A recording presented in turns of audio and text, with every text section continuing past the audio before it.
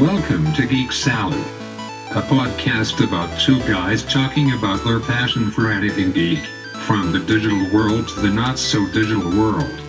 Now here are your hosts, Randy and J.A. LaRock. Hey everybody, back again with another Geek Salad. I am Randy, the mischievous meeple, and with me as always is Mr. J.A. LaRock, the obsolete gamer himself. What's up, J.A.? What's up, everybody? Thanks for joining us on the show. Yeah, we're back after a small hiatus of real life getting into the works. Real cool thing is we're coming now with, is this episode 4, 5? I don't know. It's been a while. I believe. Four. Okay. Episode 4. Hang out to right afterwards. You will not be a glitch in the matrix. We will be having a second Geek Salad where we're going to do our big E3 special. I was thinking of doing it in one show and then realized we could do just a show on E3. So that's what we did. So yes, it's not a glitch in the matrix. There is a second episode after this. But I will say it's good to be back. It's been a long day. It's been a long day of recording podcasts today.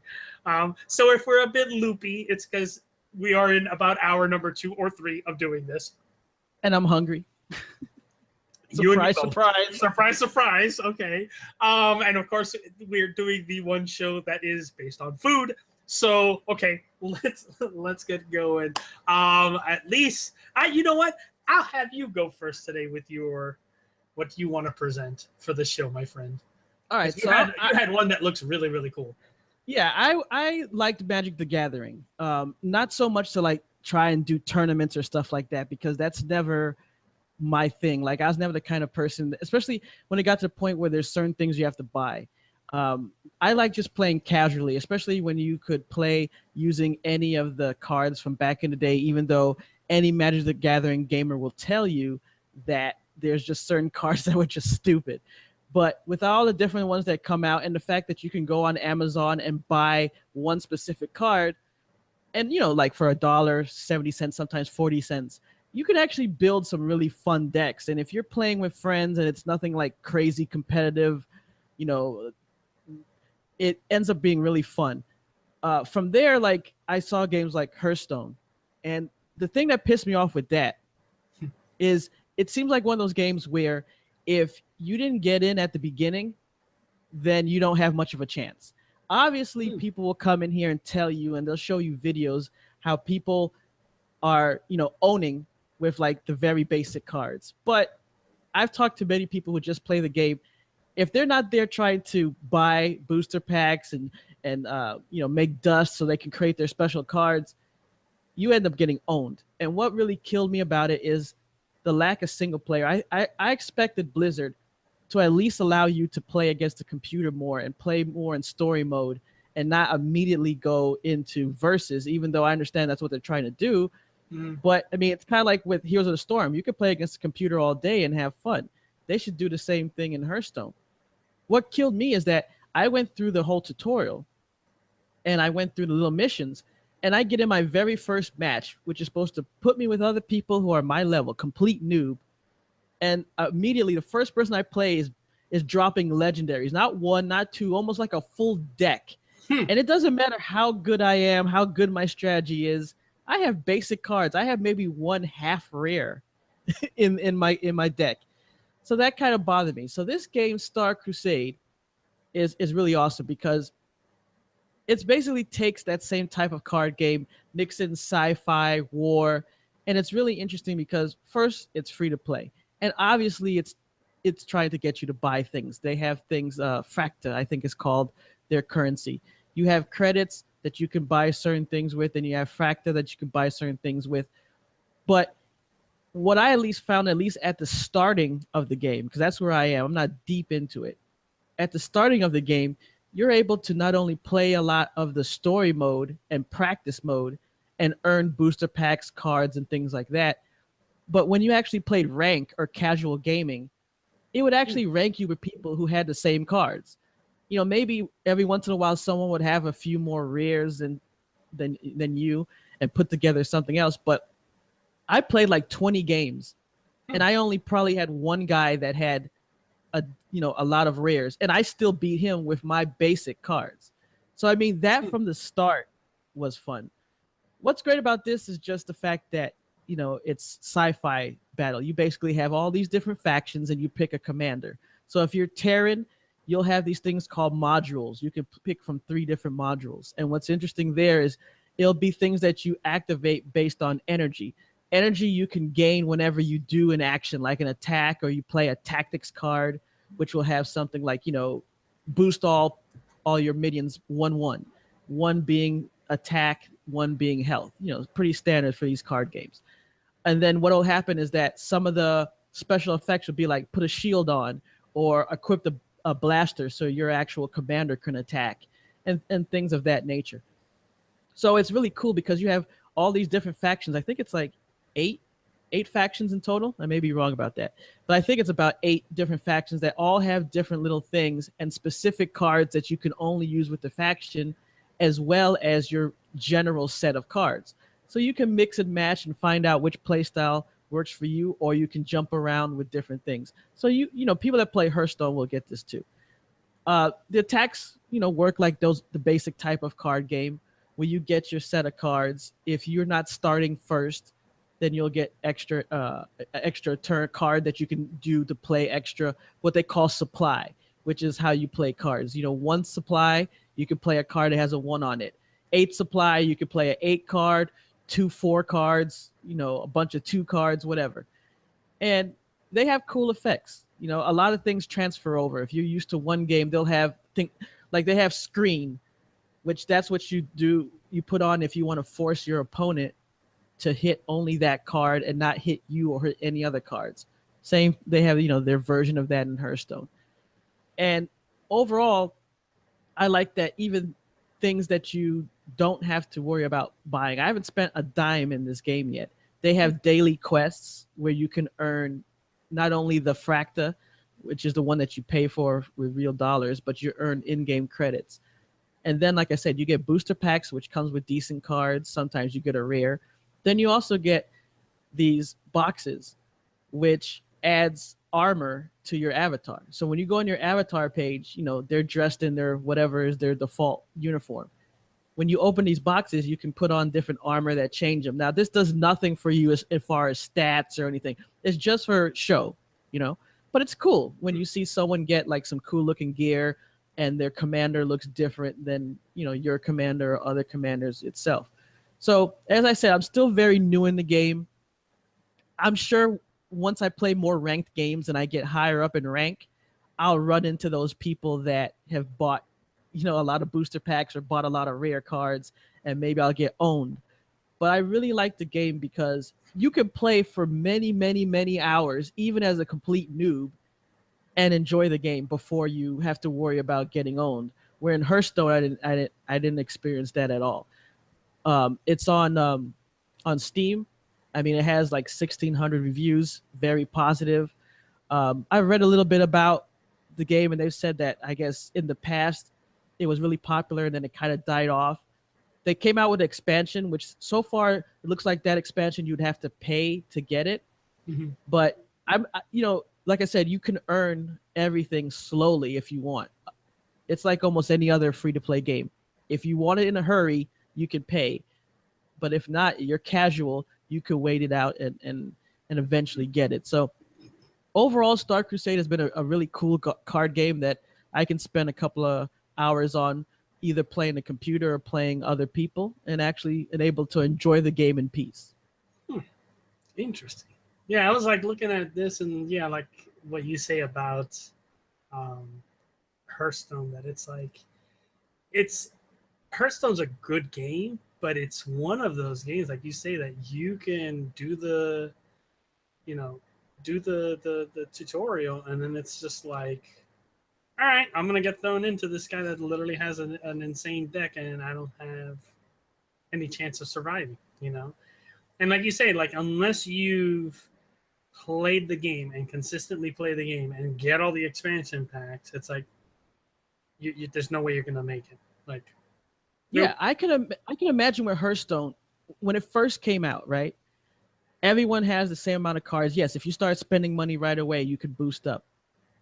Yeah. But at least you could play and get in, and it's not like everyone you're playing as you're trying to rank up is just going to own you. Because I mean, I'm not kidding when I tell you, very first game person has all these legendaries. I don't know if they need to fix it where not only do they scan your rank level, but they scan your cards, and they're like, look, if this guy have all these legendaries, don't pair him with a brand new guy who also happens to be, lowest rank, but has the base set of cards. Like, Yeah. to me, that just, it kills it for so many people. And I've had lots of people tell me that. Yeah. And that's the only thing with that game. It was fun when I first started playing it, but it's like I haven't once it really started getting out of control, I was just like, all right, I'm done. And I don't even play it anymore because it's just like, I'm going to go and play 10 matches and I'm going to lose 9 out of the 10. Nah, it's not fun, But yeah, I totally see it. Like it's interesting to see that. Like what's funny, a good kind of counter offer to you, Mr. I like to play Magic the Gathering. Really good game that I just got introduced to not that long ago, thanks to Will Wheaton's tabletop YouTube series. A little game called Star Realms. So it is, yes, designed by one of the guys that did Magic the Gathering. And when you sit and play the game, you can see a lot of the kind of stuff that was in Magic that's in this. So you have the 5 factions, almost like the different colored banners. But what's interesting with this is you have the life points like you do have Magic the Gathering, yet it's a deck building game, which is really fun. And I thought that was really, really interesting. Played it a few times, got 2 of the decks that they come out with. And what I really love about it is, as opposed to Magic the Gathering, where you got to spend a ton of money to get cards, like $15-20, you get one little box, has enough cards in there for 2 players to play. That's all you need. You want to make it up to 4 players, you buy another little box. You got now enough cards for up to 4 players, and you just keep adding boxes of these cards to continue the adding players too. You can even buy the 2 different. I have 2, the original deck and then 1 expansion deck, so I can have up to 4 people play. I can just mix them all together if I want to, which is really interesting. But yeah, that's. I actually developed the maker, who of course worked on the actual tabletop game. Oh really? Yeah, and it was really interesting.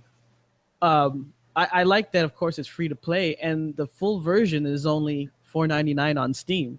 Yeah, and it's cool that it comes with that. You get 9 new campaign missions, local multiplayer, and online multiplayer mode. So basically $5, if nothing else, you can get into the game and play a lot of campaign and have fun like that. Yeah, that's what I think is great about it is you can sit and do that. You can essentially, the way that they made it is you can get everything that you can get in the actual card game on the digital card game, and it's not that expensive too, which is great. That's I think what's awesome about it. Yeah, so I have let me see, of the physical cards, I have the original set, and then I have not the bases and battleships, not hero. I have Colony Wars with it, which is a really good game. I'm probably gonna end up getting the rest of the stuff for it because it's such a fun little game. Actually, I got to make a correction. As I see later, it says that the full version is misleading. Apparently, it only unlocks the second campaign, and then it also unlocks medium and hard mode and AI. So it doesn't look like you get all 9. I don't know why it still says that. It says unlock 9 new campaign missions. Maybe that means that you have the ability to buy it. So, but I see a lot of thumbs down saying that it's not the full version. If you buy for $5, you only get 1 more expansion. So I'll do some more research, see if that's really true. But a lot of people are saying that in the most recent reviews. Yeah, I was looking at that where it was yeah, the full version is $5 and it has the Gambit set for $4. Yeah, so it's you get the game for free, but if you buy it all, it's $17 and it gives you all the content. So yeah, it's weird because it's been getting a lot of weird thumbs down because they apparently did an update and they changed how some of the stuff works now. So they're like, oh, it's weird. But yeah. So interestingly enough, I was looking over. I was like, what did I want to talk about? And in looking through, I found an interesting trend that were because I remember before we went on our hiatus, they were doing a Kickstarter for a board game version of Deadly Premonition, which looked interesting. And then I started to look and I'm like, there's a whole bunch of, when you sit there and you look at it, of actual video games that they've made board games out of. And I've actually found 4. So the Deadly Premonition is one. They've actually done 2 separate board games on Dark Souls, which is interesting. One a card game and one an actual miniatures game, which I've heard the miniatures game is insane. And the one that just recently came out with, Call of This War of Mine. And in looking at one of the reviews for This War of Mine, the board game, they literally, like, one of the reviewers said, like, he played the board game, he had never heard of the video game, and then got the video game because he played the board game. And he's like, I just wanted to see if there was any differences. And he says that, man, it is the best conversion of a video game down to a board game. And he says the way that they did it is when you play, you have a board that looks like the house that you build up, the colony that you build up in the video game version of it. And you can expand and do that. But instead of you playing as one of the characters, everybody at the table plays cooperatively, and you can move around the different characters in the building. So what's really interesting that he said is when you, at night, the night phase of the game, you can decide to send people out to go do side missions. And then based on these like cards that are there, they have numbers on them, and it has this book that, depending on what happens, you look up in this book the numbers, and it gives you a little dialogue box of what can happen. And then you have to make a decision, and based on your decision is what your rewards are. And he sat there and he's like, I played this game about 3 or 4 times. He's like, it's not a happy ending type of board game. He's like, it is just like the computer game where you have to make some tough decisions. And your decisions, like, things happen based on that. And he sat there and said, like, it's just like in the video game. Like, you go to this like building that shows up, and you end up finding out that there's this little elderly couple that's hiding out in this building, but they got a stockpile of food. And your option is like, leave the food there so that they can survive, or do you steal the food so that you guys can survive? And it's really interesting because I remember in the video game, I got that same scenario. Like I came into this house and I heard sound, and then I looked through the keyhole and I saw this little elderly couple, and I'm like, well, I wonder what would happen. And then like I ended up opening the door, and the little elderly guy, I thought I was gonna have to fight him. He's just like, no, with like, you take whatever you want, but leave for us, and blah blah blah. And it was just this like sad moment of like, do I take the food so that my people don't starve, but then this little old couple here is gonna starve, or do I just leave it for them and then I'll just go do another like side mission? Like, it really like questions your moral judgment. What'd you end up doing? I ended up actually, what did I do? I think I ended up like, I only took like 1 or 2 bits of food and I left the rest there, like just enough that like my people wouldn't go starving. But it was like this, like I was ready to like, all right, look at all this food. And then like I see this little old guy, I'm like, I can't do this. Like, this is not right. And it was just like, I've never played a game that literally made me question what one of my decisions would be. Like, it was such an impactful thing, and it was like, wow, like you never really think of these things. But they say like the board game is exactly like that. So like you have a tiredness, a hunger, and I think a thirst. And depending on what you do, like it has different levels of how it goes. So what's interesting is that everybody starts on all three of those on level 1. And what happens is, for however many spaces you have open, whatever the least amount you have, that's how many actions you have that turn. So obviously, as you get more thirsty, as you get more hungry, you have less actions that you can do per your turn. And then you can sit there and get food and feed the person, and it lowers down your hunger, your thirst, and all that stuff. And your time, like, you have to have them sleep. And it's really interesting on this mechanic that they did. He's like, you find yourself kind of like doing this like juggling game of like, okay, who needs to sleep, who needs to eat, who needs to drink, and all this stuff, just like in the video game of it.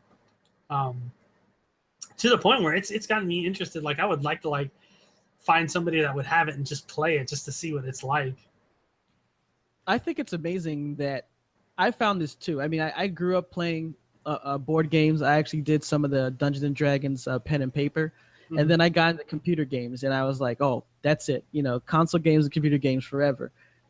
And now as I get a little bit older, I'll go back now. Like, there's been games that have been on PC, and I'm like, that's a board game too? And you actually go and you play the board game, and it's not like you feel left out. It's not like you're missing something. You know, it's just as fun, especially if you have a group of people that appreciate it and understand how to play some of these games. Because, you know, some of these games, you got to have the right people for it to be played correctly. I remember playing like the Conan game and things like that. And it was, you know, I think 3 years removed from when I was playing the MMO that came out that didn't do so well. So it's really interesting to run across these board games. And, you know, there's so many people that love PC games, love console games, but they have, you know, their board game nights, and it's really a great to see that and see these people come out with such great games. Mm-hmm. Yeah, it's interesting because they even like, what's really, really cool is they even added in a way for, like, if you're playing through a scenario or whatever, like, you can actually save the state that the game's in. So it has you record down what's happening, and then you can sit there and record how far you've gotten, and then you can stop playing it and pick it up later. But it's a really, really interesting, like, what they've done with that game. Because that's the big thing that, like, I've heard, like, it's really, really difficult to create a board game because of how many moving parts there are. And I've even seen, like, schools that teach game development and all that for video games, that there's, like, if you really want to be, like, have a general grasp and really become a special, like, a really good developer, do a board game first. If you can knock a board game out of the park, you'll have no problem creating games, you know, like video games. Something I'm curious about, and I'm sure you can answer this. I remember when I was first introduced, I guess, back into these type of board games. I'm talking about somewhere it could be, you know, $50, $60, $70 because you're getting great figurines. It's really an expansive game. But let's say someone is thinking, hey, I want to get into this. What is it like? Let's say you just walked in the store. Let's say you didn't go online and you started asking people. You just walked into like your local store and you see all these games. The covers looks great. How do you think someone would go about like picking out their starter game to like get into the world? Is it based on maybe something that they liked, like either a TV show or a video game or something like that? Well, so the big thing is that, like you say, you walk into these like local game stores and it's just shelves and shelves and shelves of games. The thing about it is I like, my advice is, if you're looking to get into the hobby, definitely go to a friendly local game store. Do not go to like a Barnes and Noble or something like that, where they do have games, but you're going to be lost. Because what they will do is, people that work at friendly local game stores are gamers themselves. They've probably played a ton of the games, and they're going to know exactly what to suggest. Reason being is, they're going to sit there and be like, what type of games have you played before? What type of like games do you like, let's say?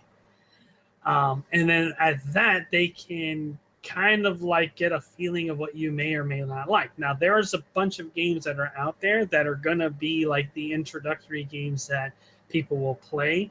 I mean, off the top of my hand, like off the top of my head, if I sit there and I think about it, like Ticket to Ride's a big starter one. You have Alhambra's a really good one of good Euro to start with. Stone Age is another one that's a good worker placement game. And the thing about it is like it is trial and error. You have to sit there and play stuff. It's kind of like, you know, you didn't know if you were gonna like Risk or not until you sat down and played it the first time. You know, but the problem is that I kind of tend to tell people that they're kind of new to this is don't go out and buy games right away, because you're gonna end up like it's not cheap to buy a lot of these Euro games, and then if you find something that you don't like, it may drive you away from the hobby. And I mean, I've seen it on Craigslist here in Boston, like people buying these like really heavy games as their first game, and they're like, we didn't understand it or we didn't like it. Like, of course, if you went from playing Monopoly to a game like Arkham Horror, which I've seen a couple of, it's like you're not going to have a good experience. Like, yes, it's an Ameritrash game, as they call it, but you're not going to have a good experience. There's a lot of moving parts in that game. So it's a thing where I like definitely go to a friendly local game store. They will guide you in the right way. And I tend to find that you will have people that will get into the hobby and just fall in love with it. Like if you're a gamer, you're going to like the board gaming just as much as you do video games.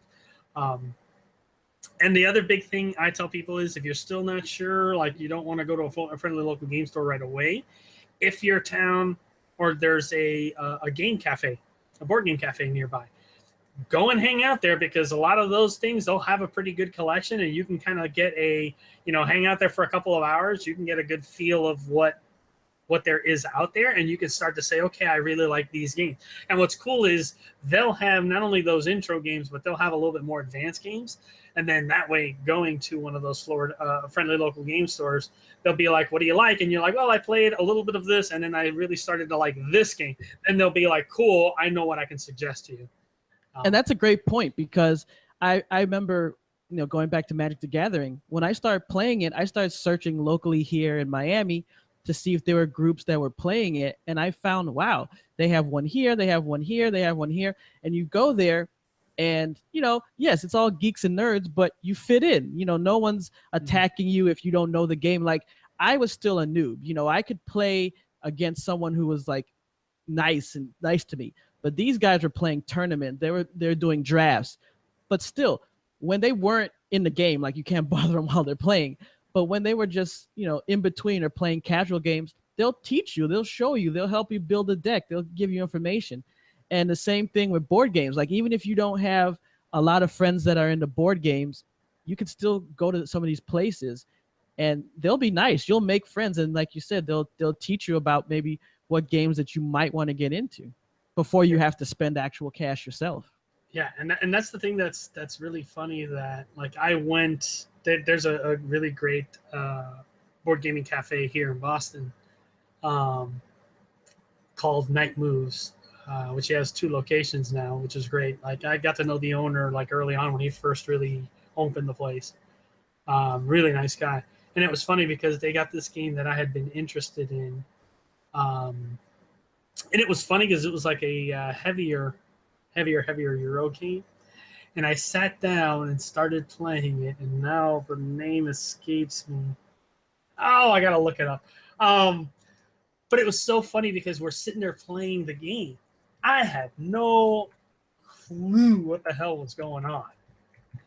But they were teaching me at the same time that they were playing this game.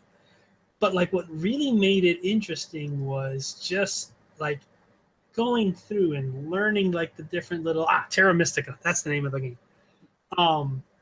Like I had no idea at all like what I really needed to work on, and this is what my end goal was. And they kind of gave me okay, this is what you're trying to do. You're trying to score the most points by doing X, Y, Z, da, da, da. As I played through the game, it made sense as stuff was going on. But it was so funny because even while playing it, first time playing it, I did some moves that I ended up blocking off one of the players that knew how to play from getting to what he wanted to do. And he was like, crap, I didn't even think of that. And that was the thing about that game, that I played it. I got my butt handed to me, but I had so much fun with it. you know. And I'm like, man, this is a game that I want to play it again.